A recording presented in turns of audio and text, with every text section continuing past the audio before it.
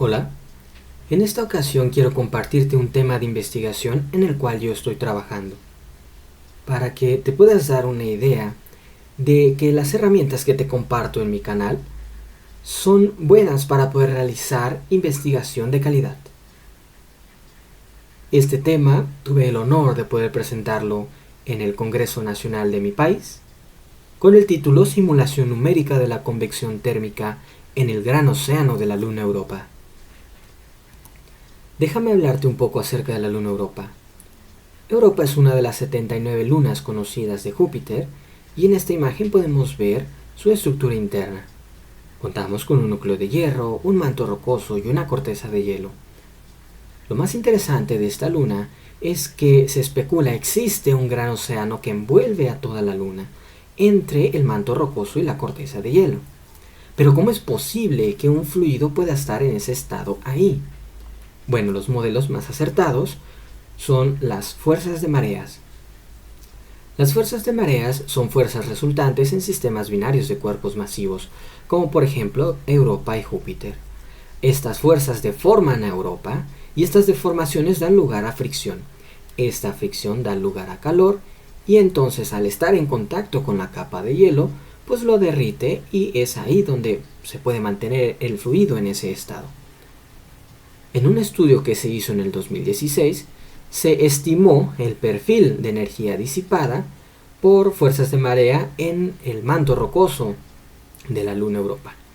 Se puede ver del lado derecho en plano cartesiano, pero del lado inferior izquierdo observamos su reconstrucción en esferas y observamos 4 zonas de máxima disipación de energía sobre la capa rocosa. Entonces queremos estudiar el océano de la Luna, pero para ello vamos a asumir las siguientes hipótesis. Que el océano es un fluido incompresible, es decir, que su densidad es aproximadamente constante. Que vamos a aproximar la forma de la capa de agua a través de una esfera hueca lisa. Vamos a tener un grosor constante delta R, que es la profundidad del océano, que se estima en un estudio que se hizo en el 2016 como 100 kilómetros. Vamos a aplicar la aproximación de Boussinesq para el tema de la convección térmica y que la gravedad actúa de manera constante en dirección radial negativo. No vamos a considerar fuerzas de cuerpo como mareas o Coriolis como primera aproximación. Entonces, en una geometría de esferas concéntricas, vamos a resolver las ecuaciones de conservación de masa, de balance de momento y de conservación de energía para fluidos. Atención que estas ecuaciones están en su forma dimensional y obtenemos ahí dos números PR y RA adimensionales. Entonces en este sistema U es el vector velocidad, P es la presión, T es la temperatura, PR es el número de Prandtl, que es el número característico del fluido estudiado. RA es el número de Rayleigh, que es una razón entre la convección térmica y la difusión térmica.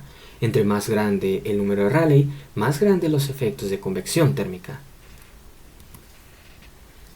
El sistema de ecuaciones anteriormente descrito lo resolví usando el método de diferencias finitas a primer orden y lo sometí a validación con un experimento que se hizo en 1976 en una geometría de cilindros concéntricos.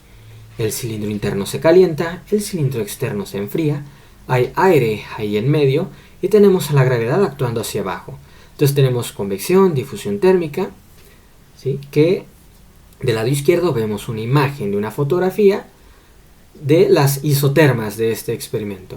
Del lado izquierdo vemos los resultados cualitativos de las isotermas de los resultados del código numérico que construimos para resolver el sistema y vemos que obtenemos una buena comparación cualitativa. Del lado derecho obtenemos una comparación cuantitativa entre este mismo experimento a diferentes perfiles de temperatura en esta misma cavidad. Y del lado inferior derecho vemos los resultados numéricos, ¿no? Entonces vemos que también hay una buena comparación cuantitativa. Nuestra validación es correcta a pesar de ser geometrías diferentes, pero lo estamos haciendo en una cavidad similar, en una cavidad anular. De regreso a la Luna, voy a aproximar el perfil de energía disipada a través de una función que se puede ver en 1. ¿Sí? Del lado derecho es el perfil aproximado, del lado izquierdo es lo que ellos investigaron en el 2016, y esta condición, esta función va a ser mi condición de frontera para la esfera interna. Es decir, se va a ver así. ¿Sí? Este va a ser el perfil de temperatura para poder resolver el sistema de ecuaciones. La temperatura en la esfera externa va a ser colocada como t igual a 0 adimensional, y para las velocidades voy a utilizar no deslizamiento para ambas esferas. Los parámetros que utilicé, algunos son especulativos por obvias razones, otros no porque son característicos del agua. Como sea, esto me da un Rayleigh de 10 a la 29. Esto computacionalmente es una verdadera locura, así que lo voy a variar de 10 a la 4 a 10 a la 9. El Prandtl que utilicé es 7, que es característico del agua. Y del lado derecho, una fotografía de la malla numérica. Yo utilicé 64 elementos al cubo. Y atención porque este código que construí trabaja en tarjetas gráficas usando la plataforma NVIDIA CUDA, ¿sí? Para poder paralizar los cálculos. Mi tamaño de paso temporal, 1 por 10 a la menos 7, adimensional. Y el número de pasos que utilicé fueron 240.000. En la sección de resultados podemos ver un corte ecuatorial y meridional. Y observamos 3 zonas de máxima disipación de energía, ¿no? Para Rayleigh bajos vemos como la difusión es la que impera.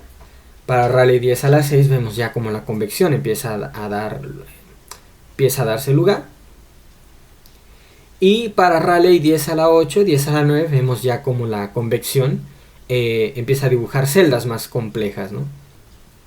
Estructuras más complejas de convección. Si hacemos un zoom para Rayleigh 10 a la 6 en un corte meridional y ecuatorial, pues vemos que incluso hay plumas térmicas en las zonas de máxima disipación de energía.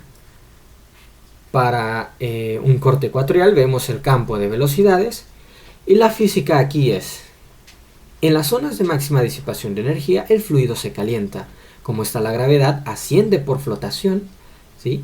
Llega, se abre, sigue su camino alejándose de las zonas de máxima disipación de energía, se enfría, cae por gravedad, no se ve en esta imagen, y por conservación de masa regresa a las zonas de máxima disipación de energía.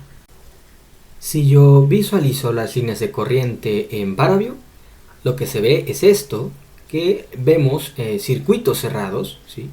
Donde tenemos material que sale desde el ecuador del océano hasta los polos de la Luna.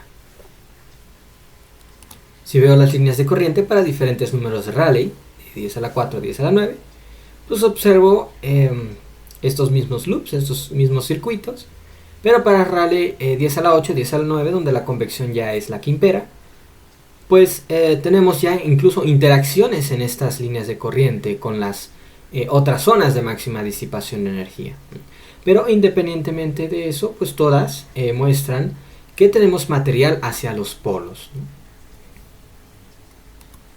Entonces, como conclusión de este trabajo es que existe la convección térmica en el océano, claro que sí, porque pues, presentamos la primera aproximación de su dinámica basado sobre las leyes de conservación de masa, momento y energía de los fluidos incompresibles en un régimen laminar, ¿sí? Laminar, es decir, que no hay turbulencia ahí.